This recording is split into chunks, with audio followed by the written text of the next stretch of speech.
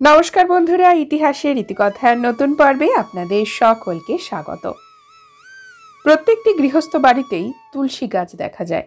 তুলসী গাছে আমরা জল নিবেদন করি, সন্ধ্যা প্রদীপ প্রজ্বলন করি। এটি তো আমরা সকলেই করি, কিন্তু সঠিক নিয়ম কি আমাদের জানা আছে?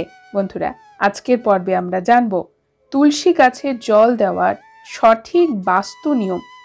তুলসী গাছে জল দেওয়ার সময় যে সহজ ভুলগুলি আমরা করে ফেলি, যে কাজগুলি আমাদের কখনোই করা উচিত নয়, আসুন জেনে নিই আজকের পর্ব থেকে। তুলসী গাছ বুধ গ্রহের প্রতিনিধিত্ব করে।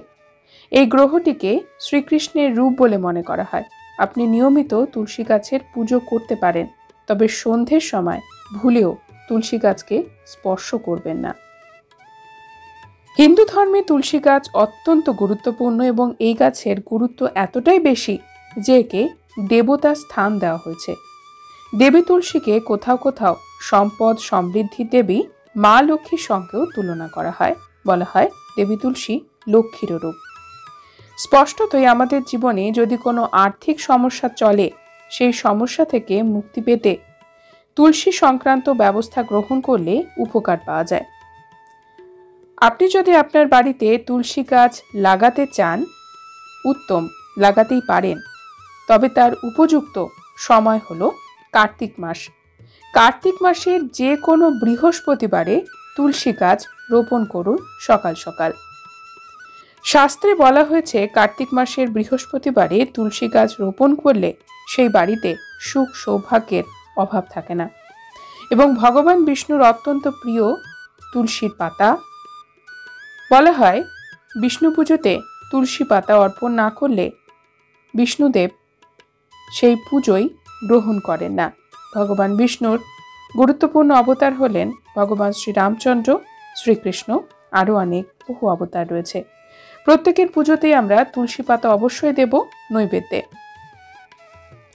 বাস্তুশাস্ত্র বলছে তুলসী গাছ সবসময় বাড়ির উত্তর বা উত্তর পূর্ব দিকে লাগাতে হয়। এই দিকেই দেবতাদের বাস। এই কারণে আপনার যদি উঠোন না থাকে, তবে আপনার বারান্দা বা ব্যালকনিতেও তুলসী গাছ রাখতে পারেন। তবে বাস্তু অনুসারে যে নিয়ম দেওয়া হয় সেটি যেন যত্ন সহকারে পালন করা হয়। ভুল করেও বাড়ির দক্ষিণ দিকে তুলসী গাছ রাখবেন না, লাগাবেন না। এই দিকটি আমাদের পূর্বপুরুষদের দিক। এই কারণে তুলসী গাছ যদি এখানে রাখা হয়, আপনার প্রচুর পরিমাণে আর্থিক ক্ষতি হতে পারে। বাড়ির প্রবেশদ্বারে বা অন্য কোনো জায়গায় যেখানে প্রচুর আবর্জনা রাখা হয় বা জুতো রাখা হয়, এমন জায়গায়ও তুলসী গাছ রাখা উচিত নয়। দেবী তুলসী গাছ এত পবিত্র যে এই গাছ কখনোই হাত পরিষ্কার না করে স্পর্শ করবেন না। স্নান করেই তুলসী গাছ স্পর্শ করবেন, তুলসী পাতা তুলবেন। দেবী তুলসীকে সিঁদুর নিবেদন করা নিয়ে অনেক বিভ্রান্তি রয়েছে এবং লাল ফুল নিবেদন করা নিয়েও রয়েছে বিভ্রান্তি। তবে কোনো কোনো স্থানে দেবী তুলসীকে সিঁদুর এবং লাল ফুল নিবেদন করা যায়। বেশিরভাগ ক্ষেত্রে দেবী তুলসীর পুজো করার সময় সাদা ফুলই ব্যবহার করুন এবং হলুদ রঙের ফুল বা নীলকণ্ঠ বা অপরাজিতা ফুলও দেবী তুলসীকে নিবেদন করতে পারেন। সিঁদুর এবং লাল ফুল নিয়ে বিতর্ক থাকায় এ বিষয় এড়িয়ে যাওয়াই ভালো। তুলসী গাছকে সবসময় মাটির পাত্রে রাখতে হয়। প্লাস্টিকের পাত্র ভুলেও ব্যবহার করবেন না এবং যে পাত্রে তুলসী রাখবেন সেখানে চুন এবং হলুদ দিয়ে শ্রীকৃষ্ণ লিখতে পারেন বা জয় শ্রীরাম লিখতে পারেন, হরে কৃষ্ণ লিখতে পারেন। নিয়মিত তুলসী গাছের পুজো করা উচিত। সন্ধেবেলা সন্ধ্যা প্রদীপ দেওয়া উচিত।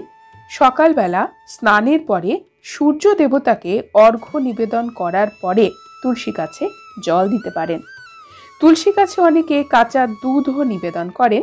এতে আর্থিক সমস্যা থেকে এবং দুর্ভাগ্য থেকে মুক্ত হওয়া যায়। তুলসী গাছে শুধুমাত্র রবিবারে জল দেওয়া উচিত নয়। এছাড়া একাদশী, রবিবার, চন্দ্রগ্রহণ বা সূর্যগ্রহণের দিনেও তুলসী গাছ স্পর্শ করা উচিত নয়। রান্নাঘর এবং বাথরুমের কাছে তুলসী গাছ রাখবেন না। তবে আপনারা পুজো ঘরের কাছে তুলসী গাছ রাখতে পারেন। আপনার ঠাকুর ঘরের কাছে তুলসী গাছ রাখতে পারেন। দেবী তুলসীকে জল দেওয়ার সময় মা তুলসীর যে কোনো মন্ত্র উচ্চারণ করতে পারেন। যদি কোনো মন্ত্র আপনি উচ্চারণ করতে না পারেন তবে দেবী তুলসীর নাম জপ করলেই চলবে। আপনার বাড়িতে যদি তুলসী গাছ থাকে তবে 1টি, 3টি, 5টি বা 7টি বিজোড় সংখ্যায় তুলসী গাছ রাখুন। 2টি, 4টি বা 6টি জোড়া সংখ্যায় তুলসী গাছ রাখবেন না।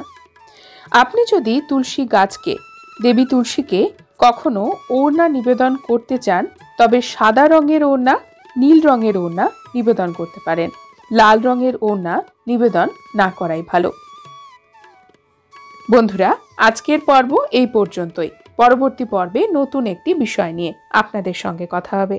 ততক্ষণ সকলে সুস্থ থাকুন, ভালো থাকুন, আর পুরো ভিডিওটি দেখার জন্য আপনাদের অসংখ্য অসংখ্য ধন্যবাদ।